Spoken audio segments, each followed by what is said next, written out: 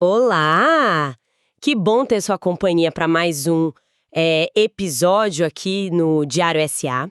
Hoje a gente vai dar aquela mergulhada nos números da Klabin, sabe, a KLBN 11. Vamos analisar juntos os resultados que eles soltaram agora do terceiro trimestre de 2025. A nossa fonte aqui é o release oficial deles mesmos, tá? Saiu quentinho dia 4 de novembro de 2025 e a ideia é essa. Entender os números-chave, claro, mas também o que está por trás, né? A performance, a estratégia. Ok, vamos lá. Para começar, assim, o desempenho geral parece que veio forte, né? Veio sim, sem dúvida. Os grandes números já dão uma boa ideia. O EBITDA ajustado, por exemplo, que o pessoal olha muito para ver a geração de caixa, bateu 2,1 bilhões. Uau, 2,1 bi? Pois é, um crescimento de 17% sobre o ano passado. E a receita líquida também subiu, 9%, chegando a 5,4 bilhões. Aliás, um detalhe, no acumulado dos 9 meses a receita já é recorde, 15,5 bilhões. Mostra uma consistência, né? Puxa, 2,1 bilhões de EBITDA num tri é bastante expressivo. E o que isso diz pra gente sobre a saúde do negócio? Principalmente pensando nesse cenário global meio incerto ainda. Exato, esse é o ponto. Mostra, assim, uma solidez no modelo de negócios da Klabin, sabe? Uma resiliência.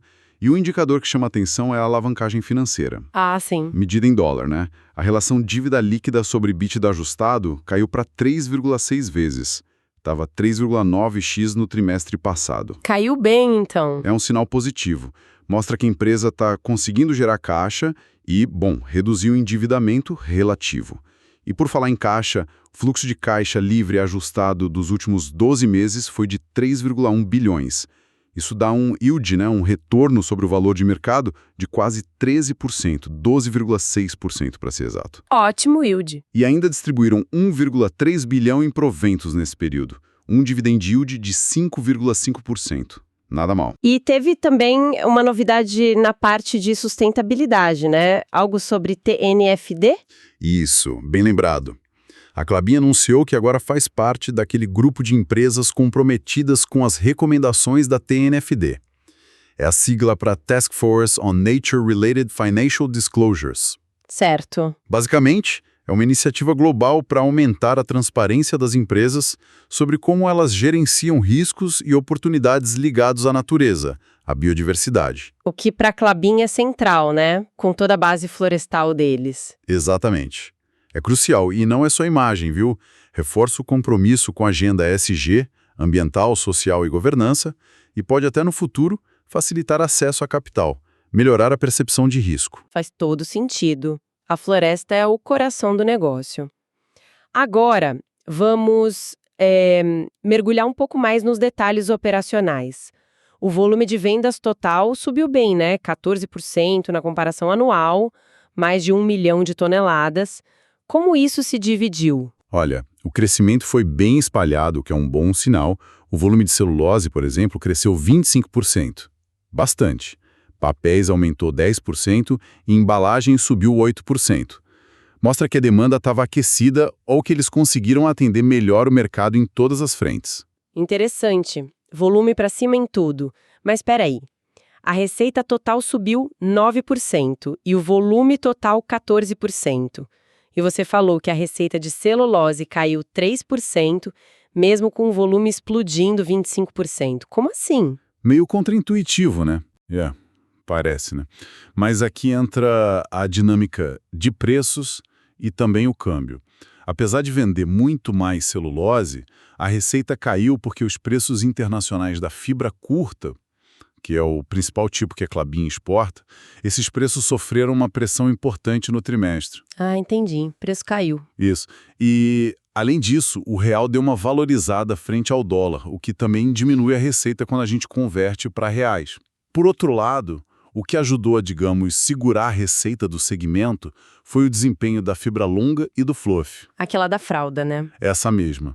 Usada em fraldas, absorventes, os preços desses tipos foram mais resilientes.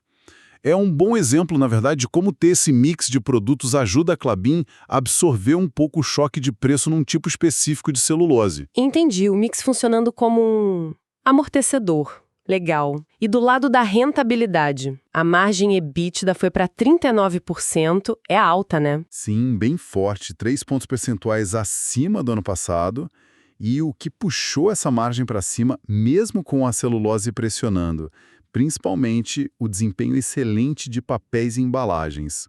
Aí sim conseguiram aumentar volume e preço médio. Ah, bom. A unidade florestal também contribuiu um extra com venda de madeira e terras, e um fator técnico importante na comparação ano a ano foi não ter tido parada geral para manutenção nesse trimestre.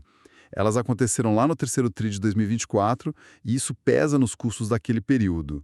Claro, a queda no preço da celulose e o real mais forte jogaram contra, mas foram mais que compensados. Ok.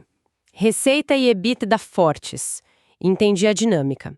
Mas aí a gente olha a última linha, o lucro líquido, e vê uma queda de 34% em relação ao ano passado. Ficou em 478 milhões. Confesso que depois de ouvir sobre o EBITDA, parece estranho. O que pegou aí? Ótima pergunta. A resposta está mais para baixo no resultado, sabe? Principalmente no financeiro e nos impostos. As despesas financeiras líquidas deram um salto, foram de uns 400 milhões para quase 670 milhões. Puxa, Reflete em parte o custo da dívida, que ainda é alta em valor absoluto, né? E, além disso, a provisão para imposto de renda e contribuição social também foi bem maior. Quase triplicou. Saiu de 88 milhões para 211 milhões. Esses dois pontos acabaram comendo uma fatia maior do resultado operacional. Daí a queda no lucro líquido. faz sentido. O financeiro e os impostos pesaram mais dessa vez. E por falar em custos, o custo caixa total por tonelada caiu 8% no ano. Isso é bom, né? Mas como foi a dinâmica ali dentro, nos custos de produção mesmo? E, claro, essa queda no custo por tonelada reflete muito, como eu disse, a ausência das grandes paradas. Sem parar, a produção roda mais e dilui o custo fixo. Mas, olha, não foi um trimestre fácil nos custos, não. O custo das fibras subiu por causa de clima, sazonalidade de colheita. Preços de químicos importantes tipo soda cáustica, enxofre, também subiram, às vezes por compras no mercado spot, né, à vista. E o preço das aparas de papel reciclado. Disparou! Mais de 50% de aumento. Nossa, 50%? Pois é. Esses aumentos foram, assim, parcialmente compensados por um custo menor de combustível e maior venda de energia que sobrava. E pela diluição do custo fixo, claro. Olhando as despesas gerais, também teve aumento com frete porque venderam mais, exportaram mais, e com pessoal e TI.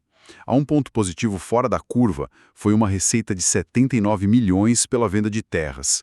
Isso ajudou um pouco o resultado ali em outras despesas líquidas. Entendi. Uma dinâmica meio mista nos custos, então. A falta de parada ajudou o número final, mas teve pressão em insumos-chave.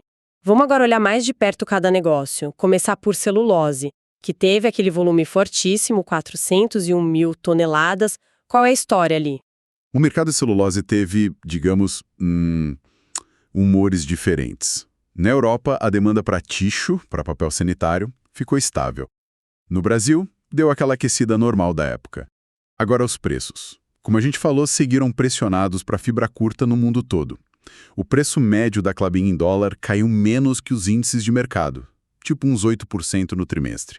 Justamente por causa da fibra longa e do fluff, segurando a onda, e pelo foco maior nas vendas para a Europa e Brasil, onde talvez os preços estivessem um pouquinho melhores que na China. Certo. E aqui, o ponto-chave mesmo é a capacidade única da Klabin no Brasil de fazer os 3 tipos de fibra. Isso dá uma flexibilidade estratégica enorme, sabe? Para direcionar a produção, as vendas, para onde está melhor.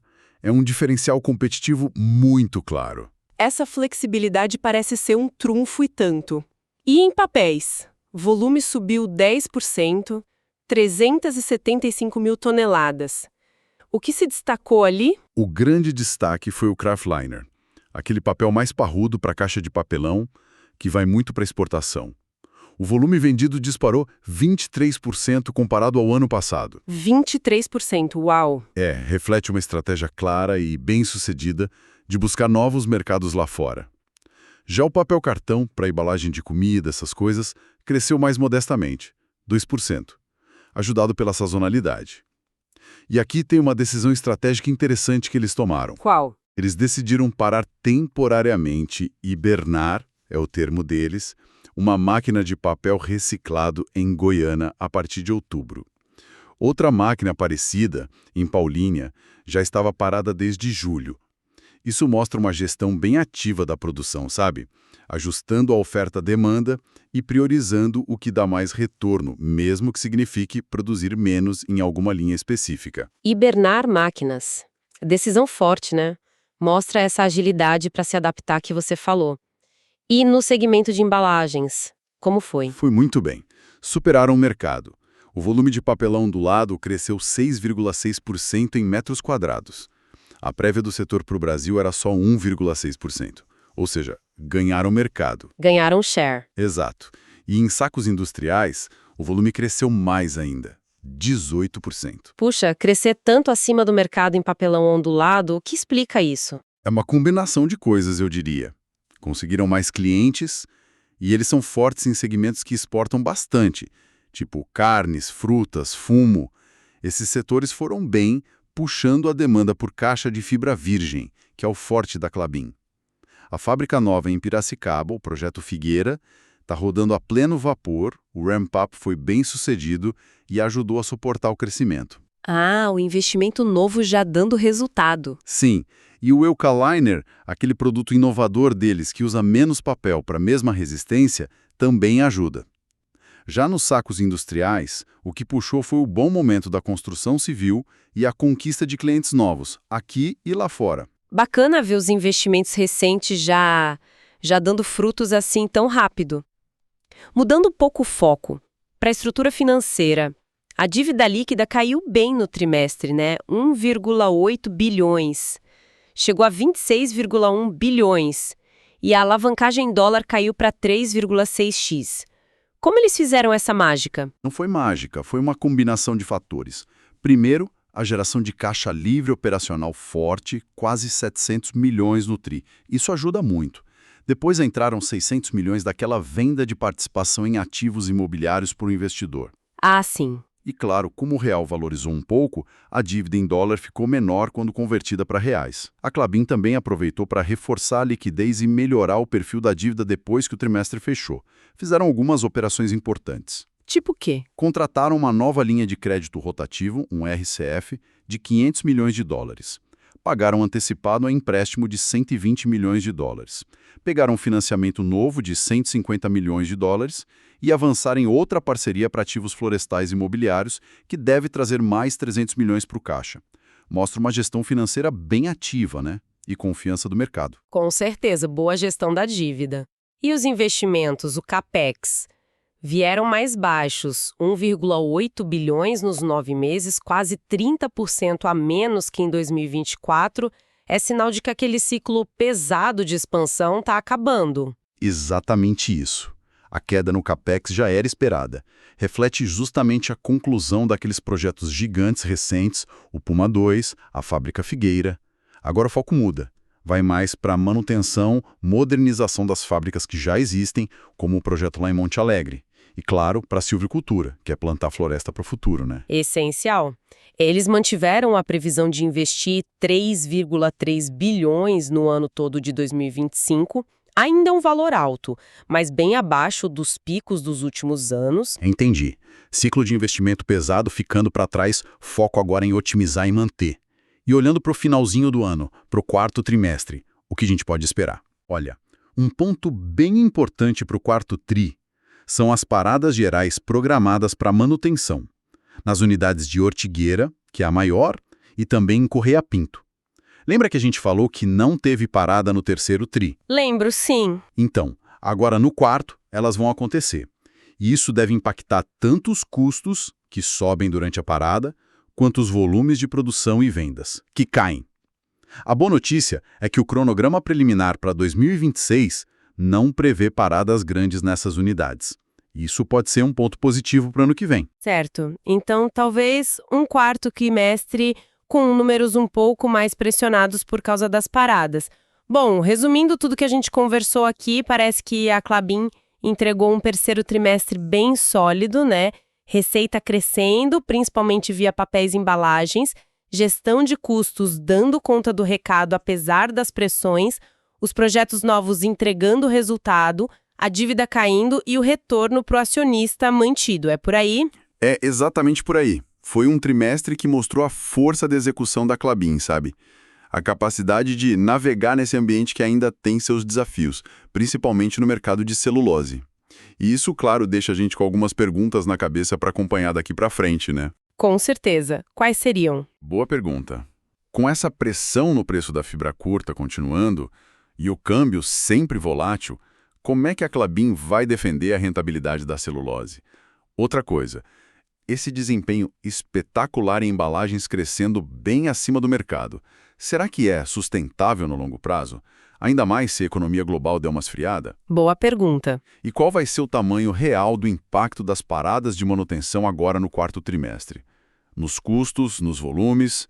E pensando mais longe, como é que essas iniciativas de sustentabilidade, tipo a adesão ao TNFD, as finanças verdes, como isso vai se traduzir em valor concreto para a empresa? Seja em custo de capital mais baixo ou na avaliação dos investidores. Excelentes pontos para a gente ficar de olho. E eu deixo aqui uma provocação final, pensando no que a gente falou da hibernação das máquinas, do foco em kraftliner. Será que a grande fortaleza da Klabin para atravessar os ciclos do mercado não é nem tanto a escala dela, mas sim essa agilidade impressionante para adaptar a produção, para mudar o foco entre celulose, papel cartão, kraftliner, conforme a demanda e rentabilidade indicam? O que você acha? Fica aí a reflexão para o nosso ouvinte também. E se você gostou dessa nossa conversa, dessa análise, não esquece de clicar aí em seguir para não perder os próximos episódios do Diário S.A. Episódio criado por Clayton, o criador do Diário S.A. Até a próxima!